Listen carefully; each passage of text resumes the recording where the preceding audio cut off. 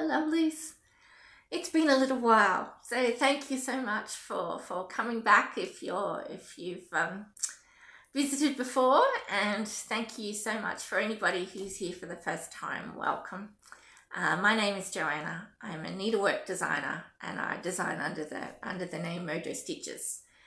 And yes, thank you so much for sticking with me. I had to take a little bit of a break for health reasons, but one of the best benefits of being away for a little while is I have a lot to talk about today. So grab yourself a cuppa and you're stitching. I got a cup of chamomile tea in my new favourite cup. My mum bought me this one, it's so cute. And it's got dots on the inside too. I can't show you that till it's empty. So yes, grab yourself a cuppa and you're stitching, because I think this is going to be a long one. Anyway, first of all, I have some new releases. If you're on Instagram, you would have seen. So we'll get to those in a moment, but just a few little announcements first. First of all, thank you so much for everybody who has registered for the Stitching in the Mountains retreat that I did a little announcement video for. Yes, Lisa from Paddock Lane Designs and I are putting that on in October.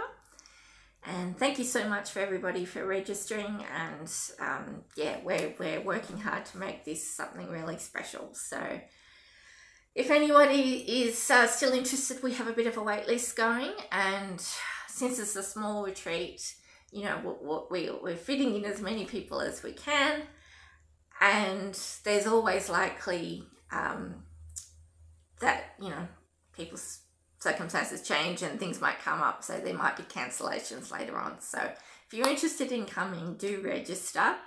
The link is on the blog post on my blog at JaysXstitch.com, and where it says click here to register, click the word here. That will send you to the link. Anytime on my blog it says click here, click the word, it will then pop up. That works on most things. I think it doesn't work on some phones. It depends on how your settings are set. I'm not a huge tech person, but if you have any problems, just send me a message on my blog. Anyway, so yes, lots of work getting ready for that. I also moved, as you might see. I'm in a different spot from my previous videos. I had to move rather suddenly, sort of late last year. And yes, moving. I've moved a lot of times in my life and it just never seems to get any easier, but I'm starting to settle in now. Yes, I'm lucky enough to be looking after this place for a little while until the owners decide to sell. Shout out to renters out there. I know how it's very hard to find housing at the moment, so I feel you. Yeah, so I'm very lucky to have this place for a little while. I might show you around when I've got a bit more settled. Yeah, I have so much more room than I've ever had in my life. It takes a bit of getting used to. And I hope you can hear me because I'm in a much bigger room than I was before. So I hope it's picking up the sound okay. Do let me know if it isn't, and I'll see what I can do. And I'm working out the best place to film as well. This place has a lot of light, which is wonderful. It's wonderful for my stitching. But yeah, trying to work out the best place to film from might take a little bit of tweaking, but we'll get there. So yes, I'm in a new place. It's very close to where I was before, but yeah, it's much more space than I had. So it's really helping me with getting some designs done and things, because I've got a little bit of room to spread out, which is really exciting. And yeah, it's oh, if you hear any noises, yeah, one of my neighbours just over there has ducks and geese and chooks, which if you're in the US, that's what we call chickens. I don't know why, we just do. My neighbour has a very let me say, temporally challenged rooster that just crows whenever it feels like it. So if you start hearing barnyard noises, it's just my neighbours. Lovely, lovely animals. They actually come walking through the garden here sometimes. It's really fun. So you might hear some other birds as well. Have some resident kookaburras. They've kind of done their morning chorus already though, so we may not get a visit from them again for a little while.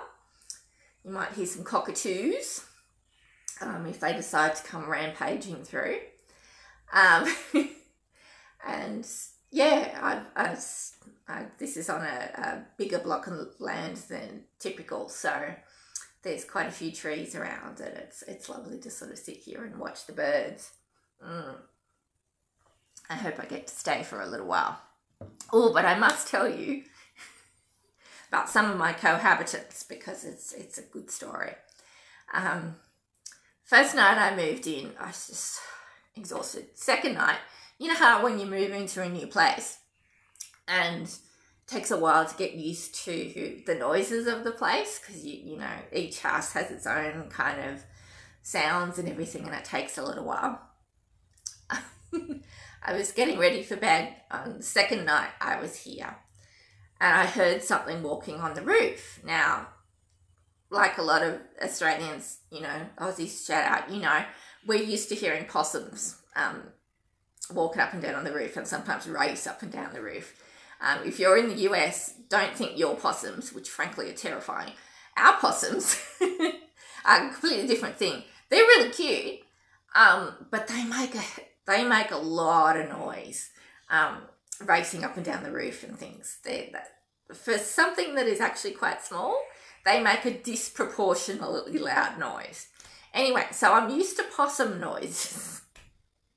But this didn't sound like a possum, so I'm just like, oh yeah, whatever, I'm tired. Till I started hearing this almighty screeching that I had never heard before in my life. And it was just about dusk. Well, it was just about night. It was kind of twilight. So I went to the window, and the bedroom has this really beautiful big windows.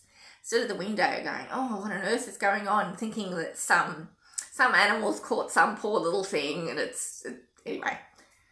As I stood at the window, these two enormous owls came flying down from the roof right in front of me. One stopped on the railing right in front of me. I got to see it really up close, and then flew off to another tree right in front. And I believe they're what is called powerful owls, is their name. They're big. And it was quite a shock. It's quite a rare occurrence here to actually see owls. I have a couple of times, but I've never seen one of these before, and it was quite a shock to be there on my second night and realise I've got owls. In fact, there's a nest on the roof. They have babies, and I hear them walking up and down and flapping their giant wings. And it's very exciting. I've only had one other sighting so far, which I'll tell you about next time because that was a whole other thing. But I have resident owls, so I feel like they're protecting the house, and it's a really lovely thing.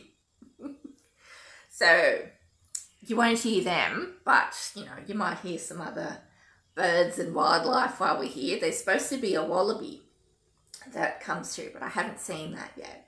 There is a bandicoot that digs giant holes in the ground at night. I go out in the morning and there's these whopping great holes. Bandicoot trying to find something tasty. Yeah, I haven't seen the wallaby yet, and I don't quite know where it would come from, but apparently there's a wallaby. So if we get a wallaby sighting, I will let you know. Apologies, chamomile tea. So I need that to keep talking. So yes, since I saw you last, there was, Christmas. I hope you all had a really lovely Christmas and got to spend time with people that you care about. Christmas was very quiet for me, which I really needed after the move. And then a few days later, I got together with my extended family, which was great. I got to see all my nieces and nephews, and they're all up so fast. And yes, my brother and his lovely wife have just moved into their first house. They were in this tiny little shoebox apartment right in the city for years and years and years, and they've got rapidly growing teenage boys, so it was really nice. They've got a little house, and to be able to see that for the first time was really fun. So yes, Christmas was good. It was, I keep things very quiet, but it was really good. But I must, stitching related, get back to stitching. That's what you're all here for.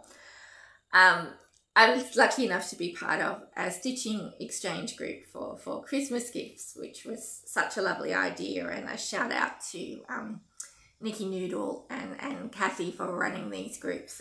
It's really such a lovely thing. And I wanted to show you what we all do is stitch something for each other, and it was all kind of random and secret and stuff. And I wanted to show you the beautiful piece that I was sent. This is a little pillow that I got sent from the lovely Jan, who's at Thread Garden on Instagram if you want to see some lovely stitching.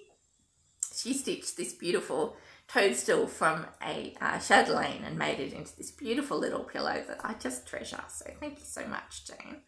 And it's got all this beautiful beading on it, which I'm so impressed with. I'm terrible at beading. I don't know why. I just never seems to sit right. Well, no, it's not true. I don't enjoy beading. So I'm always impressed with people who do, because it's so beautiful.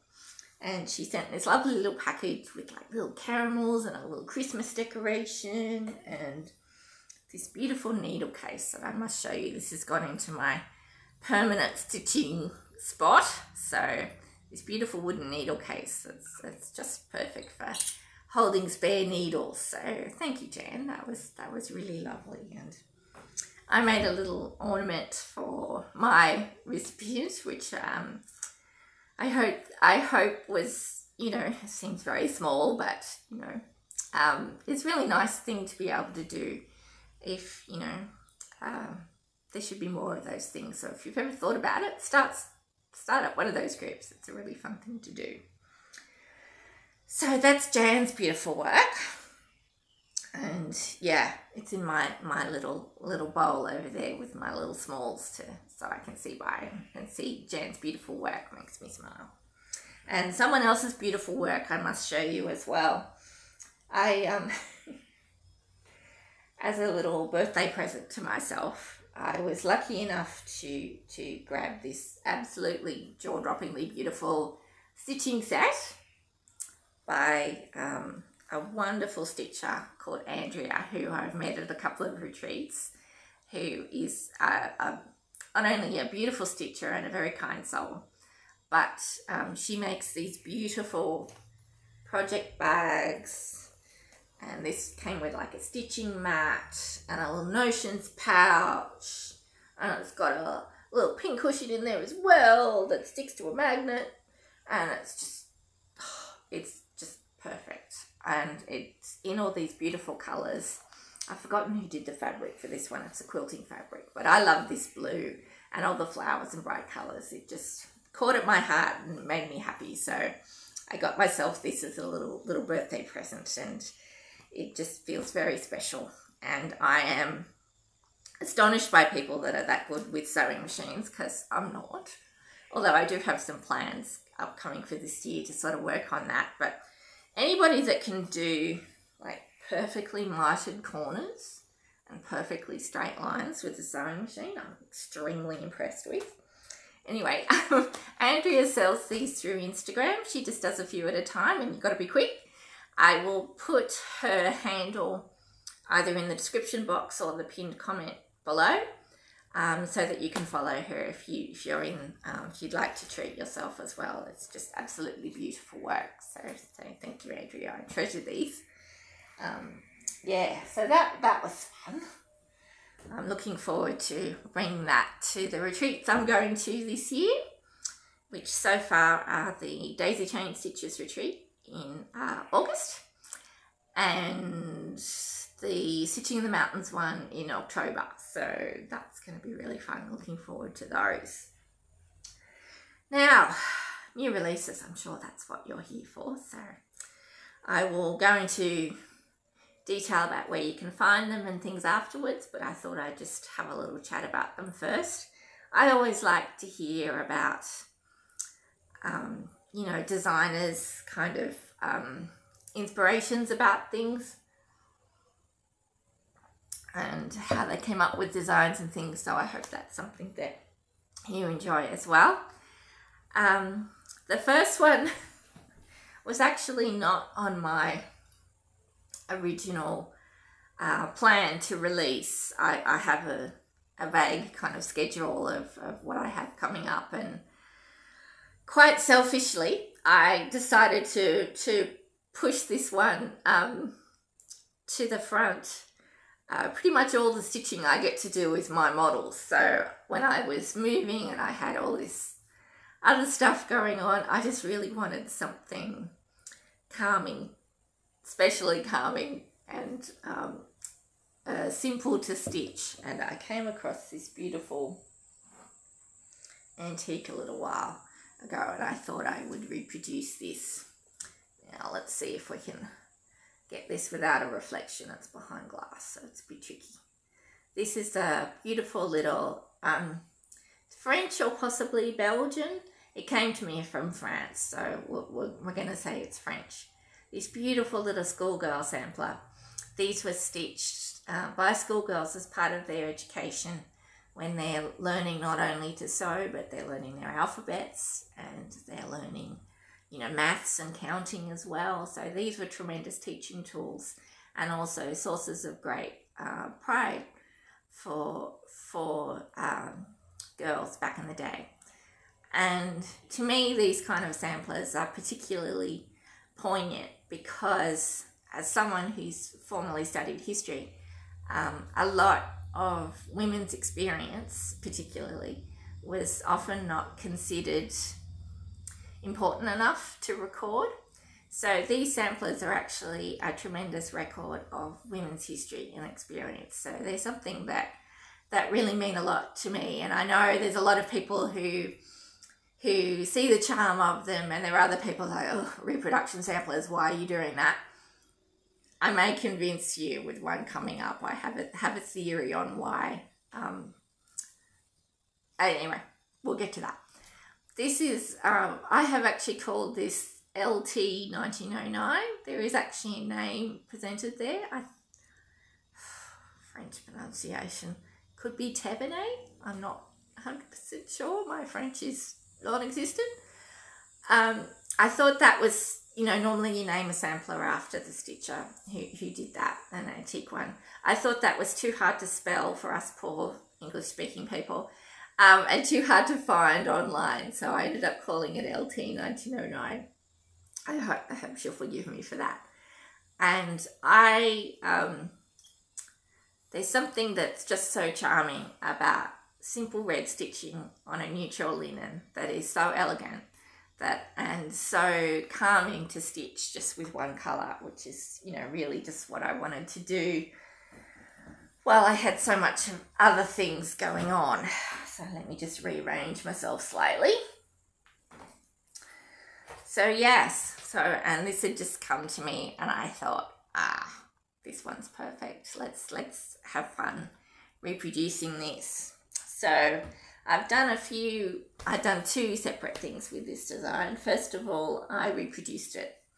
Oh, it's tiny. It's absolutely tiny. The stitches, I use my stitch gauge. There's about 25 stitches per inch, which is really, really small. So we're talking like, you know, 50 count linen here, which is, you know, beyond my old eyes. You can tell it was a very young person who stitched it. So my reproduction is a little larger because I'm old. So I stitched a reproduction on a beautiful linen, which is 36 Vintage Coffee by JaysXstitch. That's it here. Using cottage garden threads from the bookshelf collection that I worked on them with called Bronte, which is a beautiful, beautiful soft true red, which is really, really similar to the colour in the original. When I was working on these threads with Cottage Garden threads, I wanted a red, specifically this colour, simply for red work samplers that are very often in this beautiful, soft, but still quite vibrant red. So I used Bronte for that.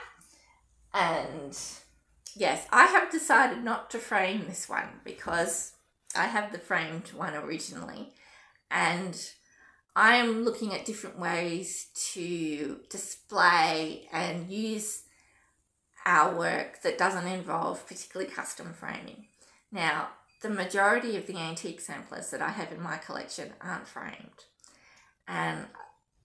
but that doesn't mean that they weren't valued and that they weren't displayed and that they weren't lovingly kept.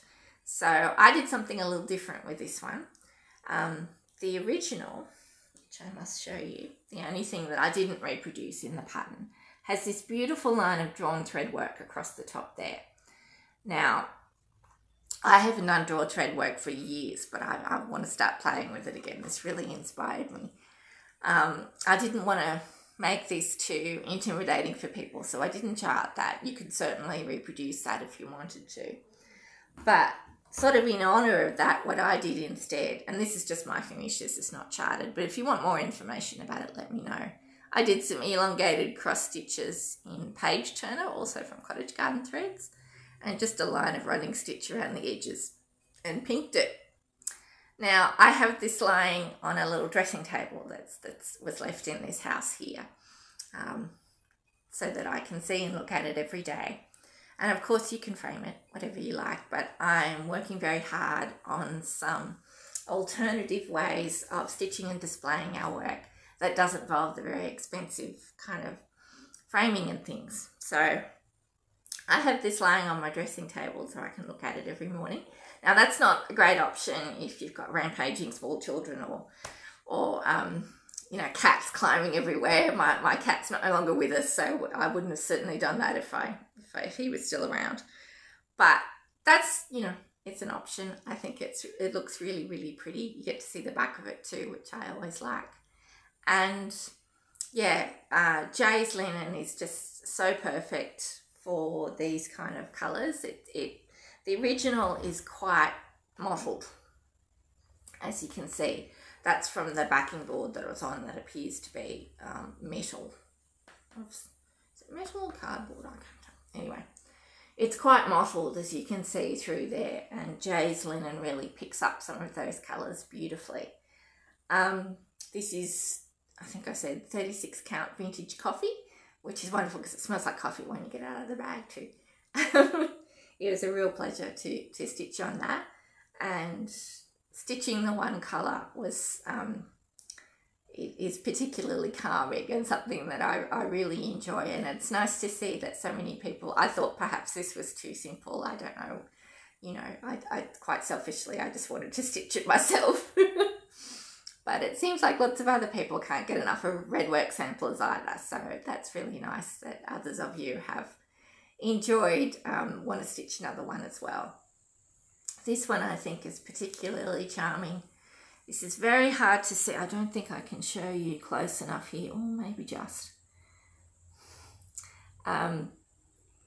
What little L, I wonder if she was a Louise, but anyway, little L, or her teacher, actually pulled a few horizontal threads which have been used as guidance for her to place the letters, and you can see that happened for the top two alphabets, and then there's no lines pulled on the bottom one or the names, and they're all wavy and wonky because she didn't have the guidelines on that. I love the wavy and wonkiness, so I've of course kept that in my pattern. So you can see while the top alphabets are quite straight, the bottom one's got a bit of a wonk to it. And I love that. That just adds the personal touch and the charm to it. Now, without a place and without a full name, it's very hard to tell, you know, where this stitcher was from. But like I said, I sourced this from France. I have seen this particular building motif in other samplers, also from the Netherlands, and I was in touch with another lovely designer who has one similar from the Netherlands. I think this is from one of those old source books that all sorts of people didn't use, but it doesn't look like a school to me. It certainly doesn't look like a house. To me, it looks like almost an industrial building. It's got this little thing there, so I sort of wonder. Maybe it was her school or something that she was conveying with that. Anyway, this is a really quick and easy stitch, surprisingly. I know some people don't like alphabets, but it stitches up really quick. It's a lovely thing just to have a red sampler on the go, and I really enjoy the alphabets. This alphabet here at the top is quite common to lots of different samplers, so that one's not that unusual. We can see it better on the original. It fits in the frame better. So let me use this.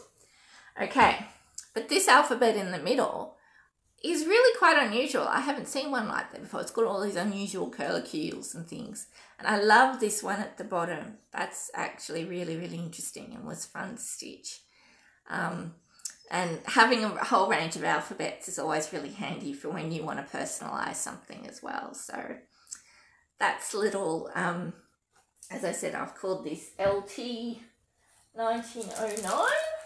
Where's the pattern? LT 1909. And you not only get the full reproduction, I also did an extra little pin pillow based on the designs, because I just love this. I just love this little thing. This has got the little building from it, some little hearts, a little border I've added. I've charted this separately. It's in the pattern as well.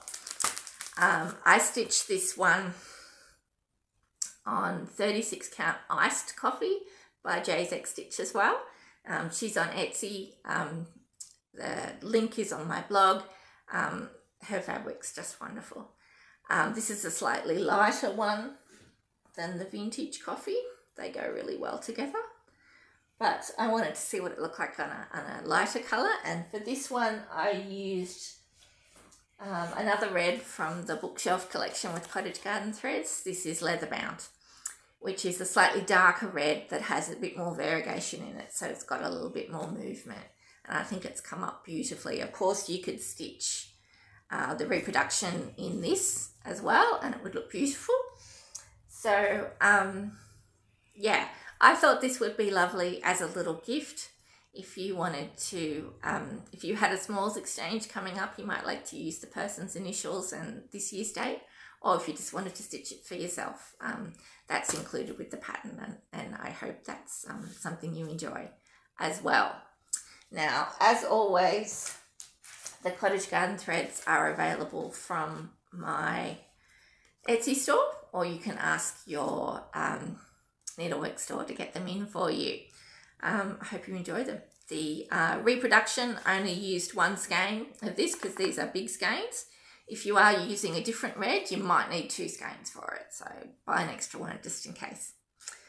So that's LT 1909, which, yeah, was just a really enjoyable stitch, and I hope it's something that you enjoy too.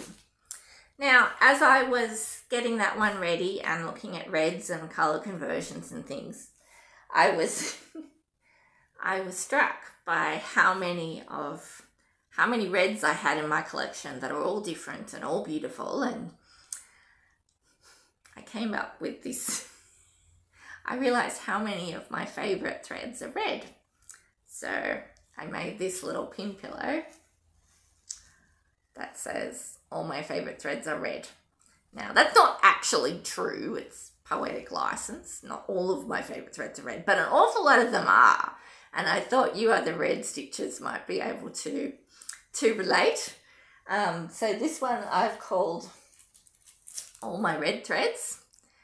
And it actually comes as well with a variation for the American spelling of favourite, if that's your thing, without the U. So it's still nice and centered and everything. So it's got both versions in there. So, you know, however if you use British Australian spelling or if you use English spelling, you'll have both. Now, I have designed this as a bit of a stash buster. I want to do a selection of stash buster designs of things that you can use from what you already have, or if you just want to get one or two new things without having to sort of invest a huge amount in a design.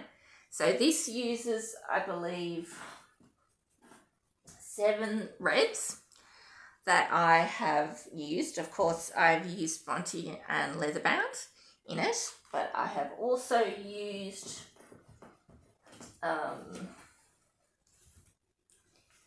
have I got them all? Yes.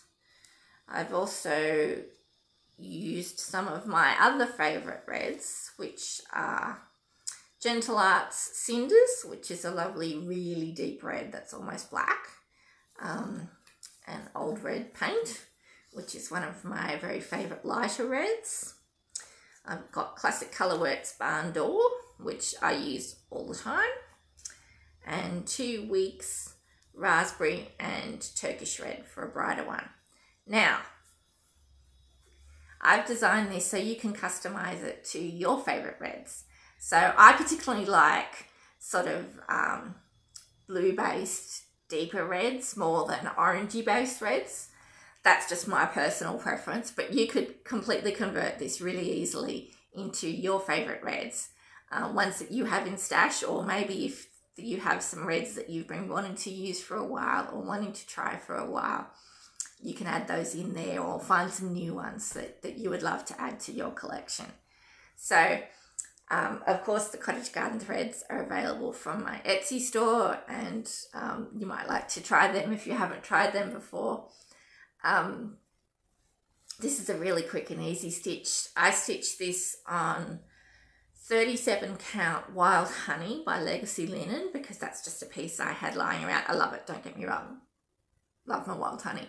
But again, as this is a stash buster design, you can use whatever you have. I love little pillows for things like this because they're so great for using up scraps and bigger offcuts from bigger pieces. So feel free to use whatever you have at home and to customize this to your favorite reds. And I would love to know what your favorites are. Please leave me a comment down there about what your favorite reds are, because I would really love to know. Now, I have finished this using recycled silk sari ribbon that I also sell in my Etsy store. I love silk sari ribbon for finishing because it gives this uneven textured finish. I love that. It's not to everyone's taste, and I understand that, but to me it gives a lovely texture. And it's also great because it's a recycled material. It's actually very environmentally sustainable because we're using something that's recycled that's already had a life, and we're giving it another one. So for me, that's a really great thing, and I like to use it a lot. I sell it in little packs like this. That's like 2 meters worth. That's wrapped around a page of a vintage novel that is I'm also giving another life that you can use as making a card or something. This is the deep red one that I have up in my store, but I also have this beautiful bright red one that I call Christmas Red. So just if you want to try that, they're there as well. So this is all my favorite threads are red. I hope that makes you smile. I also thought this tree here would be lovely just to stitch on its own if you're doing a Valentine's Day thing or something. So yeah, I'm really looking forward to seeing people stitch this in different reds and to see how it comes up. On my blog, I have a few tips about how to do the color conversion and stuff. You guys know how to do that. It's tricky. Or, I mean, not tricky. All you need is to get some reds that are just a little bit different. You know, you want to have at least one that's a bit dark. You want to have a couple that are brighter. And you want to have some that are kind of mid, you know, just to give you some variation so that they will differentiate between the different things. but, you know, work with what you have, work with what you've been wanting to try from, you know, and yeah, I'm looking forward to seeing people stitching this one up. I was inspired to do this as well, and I must thank you for all the stitchers who enjoyed stitching Be Merry and Be Bright for Christmas. It was really lovely to see so many people stitch that, and to stitch them and to have them finished up for their beautiful Christmas decorating. And it was a good reminder to do some smaller, simple designs that you know, you can just pick up quickly and you know, get finished and done. So I have many more smaller designs coming out as well. It was a good reminder to do that. So thank you so much, and for sharing those with me. I'm not really good at social media. I find it's not something that comes naturally to me, but I'm trying. And I love it when people tag me in it, because then it's easier for me to find and I can see your beautiful work. So please do tag me on Instagram at JaysXstitch if you're stitching one of my pieces. I would absolutely love to see. So that's all my red threads. So all my red threads, it's called. Easy to find. It's got some of my favorites on there. And yes, leave me a comment. What are your favorite ones? I really want to see. So, and the last one is one that I have been working on for a little while now. That it's another antique reproduction that I was lucky enough to find late last year, and that immediately caught my heart. I remember in a Flosstube that Nicola Parkman did once, she mentioned that she sometimes felt like, you know, samplers found their right person, and that's a very lovely thought. Thank you, Nicola. And I think this one found me, and I just realised I've left the repro over the original over there, so excuse me getting up. I want to show you the original as well. So we've got it now. This is one that I have called the Humble Sampler, Harriet Turner, 1868. Now, this is one that means a lot to me personally. As you know, I think, I'll show you her again in a minute, but I think a lot of people who don't like traditional samplers and reproductions, I think, have the view that they're very heavy and dark and faded looking, and some of them have really depressing verses and those kind of things. And they can be that, and they can be beautiful, but I think they can be other things as well. And one of sort of my missions is to try and take these beautiful works of the past and translate them into something that's really appealing for a lot of modern stitchers, because we can learn so much by stitching these, and we can connect with the original stitches by doing that. And to me, there are lots of things, there are lots of antique samplers that we can actually still respect by stitching them as reproductions, but that we can adjust them to our tastes, perhaps in a different way, because that's kind of what the original stitchers did. They stitched them as part of their education. They would take elements from a pattern book, or from their mother's sampler, or their sister's sampler, or their teacher's sampler, and adapt it and make their own. So this is an ongoing process. This is something that we're kind of all involved with. So I think slightly adapting them and making them your own is a wonderful thing. Now, there's been some talk online I've seen recently about what makes a proper antique reproduction, and there are different ways of doing it. I might do a separate video once about kind of my philosophy of how I approach it, because I approach it a little differently to some other people do. There are lots of different ways of doing it. it's my understanding that a lot of the reproductions originally were done as very strict virtual copies of antique pieces that were too fragile to display in a museum. So the museum would commission an exact copy, you know, with the rips and tears and all that sort of stuff that was done by a modern stitcher to display because it was less fragile. Now, there's a lot of value, of course, in doing that, but my approach to doing reproductions is that this is an artistic interpretation of something that existed before, and that a collaboration with the original piece that I'm collaborating on to do a version of, and that you are collaborating on by stitching and making your artistic choices of what fabric you use, what threads you use. We're kind of all collaborating together. Anyway, I should go into my theory about that. But Harriet is, I've called an adaptation rather than a strict reproduction, because the original, again, is not framed, is a needlepoint piece. It's all stitched in wools. The background's all completely stitched in. And as you can see, it's a different shape than my reproduction. Now, that is because the original, which is stitched on a fairly rough kind of canvas, like a lot of antiques actually, the fabric that they stitched them on was not even in the width and the height.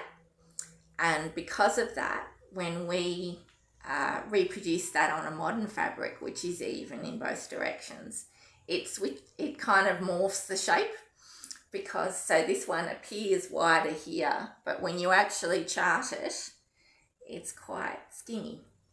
So it is a kind of adaptation more than a strict reproduction, also because I made a few changes in reproducing it from a needlepoint to a cross stitch. Because it's a needlepoint, it was all, the background's all stitched in this lovely kind of cream. Now we have beautiful fabrics that can do all that for us, and I'll give you another look in a minute, that we don't need to stitch the background in. And this is stitched on 36 count toasted mallow by the lovely Nicola at number 12 Stitch Co on Etsy. This is one of my favourite neutrals to work in. It's a lovely kind of buttery cream that just sort of seems to glow. It's not showing it at its best here. We've got sun coming in the wrong direction, but it's an absolutely beautiful fabric to stitch on. And Nicola has a number of kits that she's selling with the linen and the chart. She's sold out of the chart at the moment. I've got more on the way to her. So if you're looking to stitch this, go visit her on Etsy. She all the thread packs and everything she had sold out like that, so she's got more on the way. So do go visit her on Etsy if you'd like some of her lovely linen and thread packs and charts and things. Anyway, yes, so because we can use this beautiful linen, we don't need to stitch the background because, you know, who's got time for that? So that was a bit of an adaptation, and I made a few other changes as well. Now, some of the changes I made were to the text here, and I realised I just forgot to talk about why this sampler means so much to me. A lot of samplers have quite depressing verses on them, and they're what's called morbidity verses about, you know, being prepared for death and things like that. And there's very important sort of historical and cultural reasons why they were important back in the day, and particularly why they were used in education back in the day.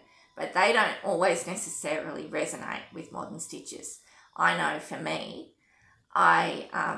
it's important for me to have things around me that are positive and bring me happiness and joy. So I find I struggle with some of the morbidity verses in some of them. And so when I found this one that had this sentiment, which, in case you can't read it, it says, "Who seeks to be first must rank himself last and learn with complacence to wait on the least.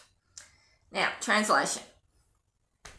That, to me, there's different ways to interpret it, but to me, this is all about the importance of being of service to other people. It doesn't mean be a doormat and put everyone's needs above your own. No one needs that. Not what it's saying. What it's saying is, to me, it's a celebration of humility, because humility gets a bit of a bad rap sometimes. To me, humility is not about being a pushover or anything. Humility is about the confidence of knowing you don't have to be the center of the world's attention at all times, and that sometimes, you know, we all need to work, well, not sometimes, all the time, we need to work together, and that being of service to other people is a really important thing. And that kind of quiet humility is something that really resonates with me. So this is a piece that means a lot to me personally. So I hope you find that too.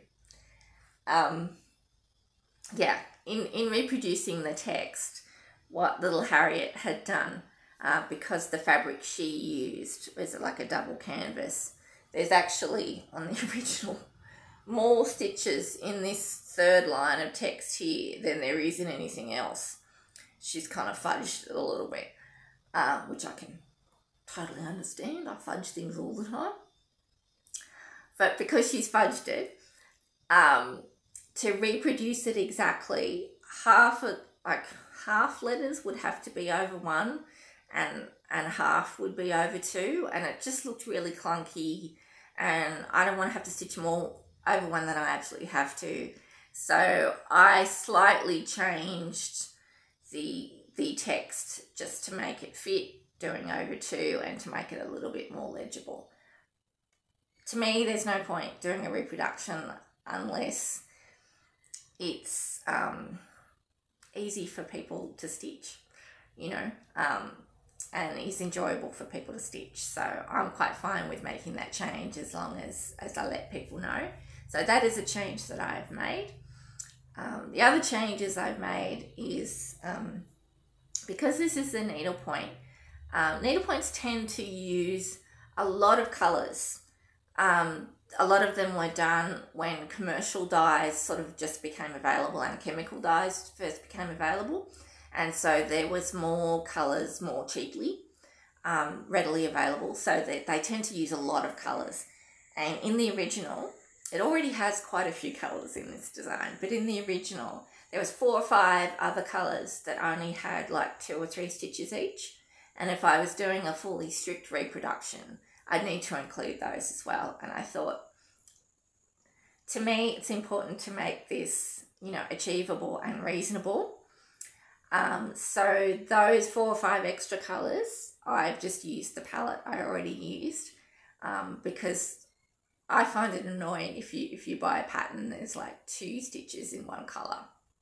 I mean, you buy a thread and there's 2 stitches in one colour. It's like, did I really need that?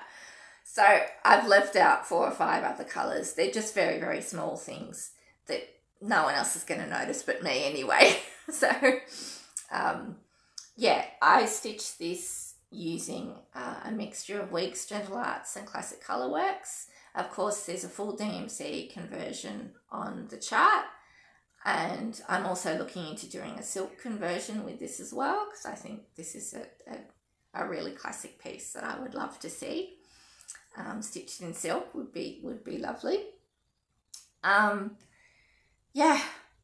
Oh, the other change I made was with Harriet's name and date. On the original, it was stitched in a sort of slightly pinky brown that didn't appear anywhere else. And so I thought, well, rather than have another colour, I decided to stitch it in Dove, which is used elsewhere in the text and is a colour I particularly love. And I already had a view of framing it this way. I'll have a little talk about framing in a minute and how I sort of go about it and the difference I think it can make with particularly traditional pieces like this. Anyway, little Harriet, I don't know where she was from. I got this from England, so she could be English. Again, without a place and with a fairly common name, it's hard to know. But she's probably English. The original, I just adore this flower pot down here. In fact, I intend to, when I have time, go back to it and stitch just the flower pot with the border around it and just frame that in a little square frame. I think it would be beautiful. So if the sentiment isn't something that appeals to you, you could always just do that as well. I think that would be absolutely lovely. Now, I have used the colours in the front to do my reproduction from, and I really love the vibrant greens, and you know, it's got yellow and red and pink.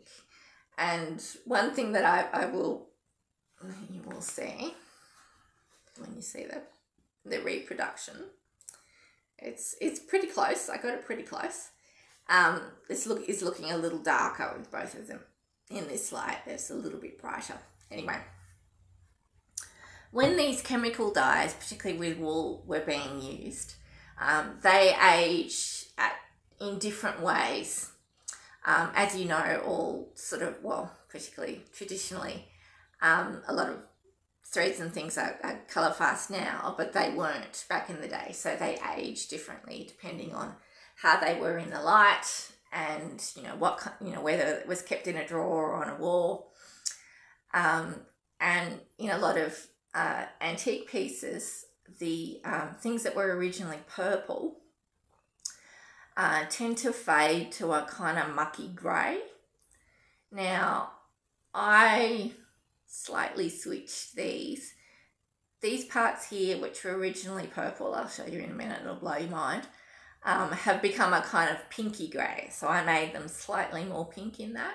This one here was faded to a slightly bluer grey, so I made a slightly bluer grey in that, just to bring out the tones a little bit more than the grey itself, because that's just a little bit prettier. So again, these are just kind of artistic decisions that you make when you're doing a reproduction. Yeah, so I use the colours in the front. Let me show you the colours from the back. Ta-da! It was very bright. Now, I am tossing up about doing a colour conversion for the back. I think it would be really interesting to see it stitched like that. If that's something you'd like to see, leave me a comment there, because I think that would be fascinating. Yes, it was really super bright and colourful. And it just reminds me of a happy little girl, you know, stitching away, stitching beautiful flowers. I think it's just, I don't know, it's just lovely. Yeah, so it's a very different thing. And if you ever feel bad about carrying your threads, you should see the back of antique samplers. They are not neat. They are not neat. There's like carried threads everywhere. Look at the size of that. Look, she carried it from there all the way over there. So don't feel bad if you want to carry your threads a little bit. It's totally fine. So yeah, this is the beautiful. I've called it the humble sampler because of the sentiment. It meant a lot to me. So yeah, I really love stitching this one, and I love the shape of it. I think those of you who are lucky enough to have a sampler wall, I think it'll look lovely because it is a slightly different shape than a lot of the traditional ones, and it'll look really interesting in there. Oh, that's what I wanted to talk to you about, that is the framing. Now, I am lucky. I work very hard to use standard size frames whenever I can.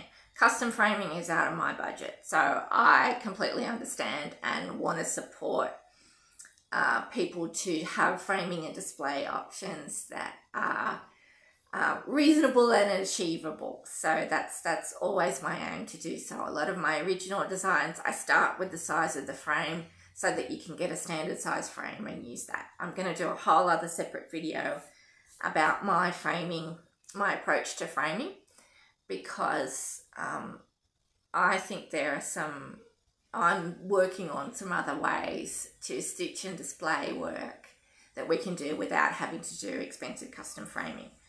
Also, there's no shame in having things unframed. Like I said, the vast majority of my antique collection is not framed, and you can tell some of them have been folded up in a drawer, but some have been kept really beautifully. Some have still been kept in the sun and have been displayed. So I think, you know, put it on a shelf, put it, you know, out for a little while, you know, have it hanging over the back of a chair. You know, I always love looking at the beautiful work of Vicky at Needlework Press and her beautiful photos of her home where she has all these beautiful things out displayed on ladders and all sorts of things. You get wonderful ideas about how to display your work there. So, yeah, there are different ways to display things. I think if you wanted to stitch this and didn't want to custom frame it, I thought, and what I was originally going to do, was have this in a standard size frame, but have 2 panels of nice fabric sort of next to it, and sort of sew this on the top so that it would kind of be a center panel. I think that would really work. But I am lucky enough to have a father who is a woodworker, so he makes some of my frames that I use when I want to frame something very specifically, and he was kind enough to make this frame for me. I know not everybody has a dad who's a woodworker, but this is actually quite easy to make, and there are a lot of places where you can find someone who is a woodworker. Ask around. Some hardware stores have facilities who will cut wood for you and might have tools that you can hire and use and things. All my dad does is he uses scrap wood, and we measure the inside measurements of what we want to display, and he miters the corners based on those measurements, and then he knocks them together with a bit of wood glue and sometimes a nail gun. This one looks like it's just wood glue though. So that's good. These are scrap paints. And then I paint the frames. Now, I know I frame things in a different way than a lot of people do with traditional samplers. A lot of antique samplers are framed in very heavy, dark frames. And I love that look, and it's a very traditional look, and it's very beautiful. But I heard someone describe tradition once as peer pressure from dead people. And me with my brain, I tend to often have a different point of view than other people. And to me, I think we can frame reproductions and things in ways that are light and bright and colourful, that give them a different life and that help them fit in with modern decor a little bit more. As soon as I saw this, I knew I wanted to frame it in this colour. This is a particular favourite colour of mine. I love these kind of smoky grey blues. But it just came to me that that's how I wanted to see it. I think if you had it in a really dark frame, it would look quite different. It'd still be beautiful, and if that's your preference and your decor, go for it. But I think there are other ways to do things. Now, I've framed a lot of my things in different colours, and, you know, it's a dream of mine to have a sample wall one day where everything's a different colour and it's all bright and happy and lovely. To me, I love colour, and to me, that is something that I find really beautiful. I frame a lot of my other pieces in very light coloured wood frames because I want the needlework to sing. So, and because to me that makes a more modern sort of look. Now, I painted this frame myself. Again, I'll do a separate video about sort of my framing process. But one trick that I have discovered that I use interior house paint to paint my frames. This is a little sample pot that I got down at the local hardware store. Yes, I bring my needlework to the hardware store, and I was down at the local Bunnings, matching colours. This is not a chalk-based paint. It's not as expensive as a chalk-based paint, but it has a similar kind of look. It's an interior matte paint called Porter's paint, which you can get anywhere through Australia. This is a colour called Explorer Blue, if you're interested in doing the same thing, or using a thrifted frame or a standard size frame if you want to do the same kind of thing. It's Explorer Blue. You use like a teaspoon, but you know, it's just a little sample pot. It's still like $10 for a sample pot, but it's really nice paint. Anyway, 2 coats of that. To me, that really lifts the whole thing. Of course, you could paint it in a different colour. If you particularly like those rosy pinks, you could paint it that colour. If you like green, you know, choose one of the greens and pick it like that. This paint brand is one I particularly like. This is an interior matte paint. I find house paint actually works really well. It gives excellent coverage over wood surfaces, and because it's wall paint, it's set up to be really sun resistant and everything, so I think it'll last really well. So that's just my little tip. Of course, you can use art paint and things as well, but I found the house paint works really well. They come in a bunch of beautiful colours. I love a paint section. It's one of my great ambitions in life to be able to paint a wall a colour I like. As, you know, as a renter, you never get to do that, so I take out my paint obsession on frames instead.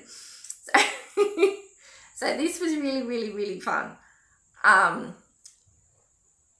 would encourage you to experiment with your framing and with things like this that you can knock up yourself, that doesn't have to cost, you know, the expense of getting a custom frame.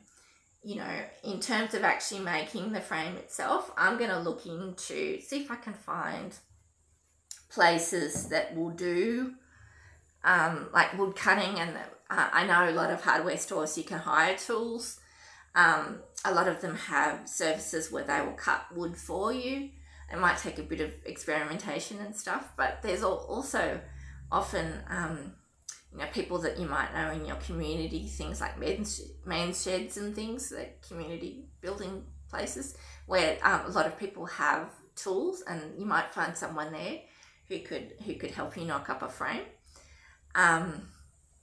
Yeah, they're just pieces knocked together, and then my father uses what's called a rebate tool just to make a channel in the back to actually stick the thing in.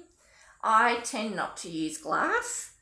When I worked in a needlework store years and years ago, my boss there was quite passionate about not using glass for needlework because if moisture gets trapped in them, it'll mould.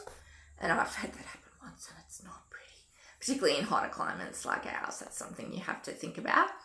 And also because they're so hard to photograph behind glass, so I don't tend to use glass. Most of my, again, as I'm normally in smaller spaces, I usually only get to put up 1 or 2 things at a time. So, and the rest are packed away. So I don't need them to be behind glass for especially long periods of time. So that works well for me. It also makes them lighter, and as long as you give them a good dust now and again, they seem to be fine. So that's my thing with framing again, and framing beautiful Harriet. I'm so out of practice with this, I don't know if I've said all the things I wanted to say about her, because this is a piece that, you know, I love all my pieces. I wouldn't stitch them otherwise, but this is one that particularly touched my heart. And I really hope that if this is the right sampler for you, it finds its way to you as well. Now, in terms if you want to find it, the hard copy chart is on its way to a bunch of shops now. It will be available in my Etsy store, as will the PDF, in about 3 weeks. As a small designer, I need to give shops an incentive to stock it, and if I sell the PDFs at the same time, they won't stock it. So for those of you who prefer to stitch with the PDF, I do appreciate your patience. They will be here as soon as possible. I would also really like to thank the shops who have done a direct order with me, again as a small designer, shops who order directly from me, that makes a really huge difference for me. I don't want to go into too much sort of industry stuff, but it really, really makes a big difference. So if you are looking for my 3 new patterns, they're not available in my Etsy store yet. They're only available from stores. The stores that have made an order and that they're on their way now or very, very soon is the lovely Nicola at number 12 Stitch Co. She had a bunch of kits that sold out in 5 minutes. She has more on the way, and she's also very kindly running a stitch along for Harriet. Nicola is another lovely kind soul who got a sneak peek of Harriet and just really loved it, and I'm really touched that she's so supportive of it. So thank you, Nicola. And she has a bunch of other charts flinging their way to her as quickly as possible. So yeah, she's on Etsy at number 12 Stitch Co.